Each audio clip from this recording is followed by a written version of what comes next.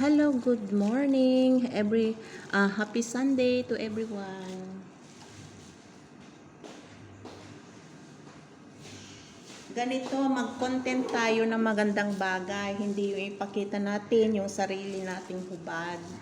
Mas maganda ng content na ganitong bagay kasi hindi masama. Marami namang content diyan na hindi yung huhubad ka para kumita ka lang ng pera. Mga itong bagay, ito ang magandang content.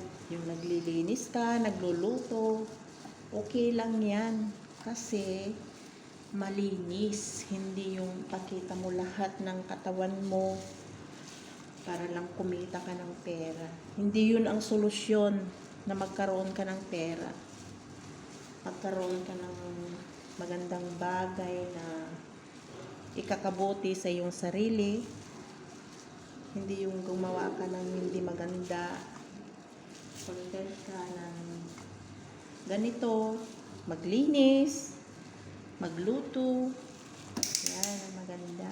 O kaya sasayaw. Iyon. Wala namang masama kung content mo ay yung naglilinis ka o nagluluto o nagsasayaw. Ang masama yung nakahubad. Kaya mag-ingat tayo sa mga ganyang content kasi napakapangit. Pangit po yun. And happy Mother's Day to everyone today. Today is Sunday. We still working.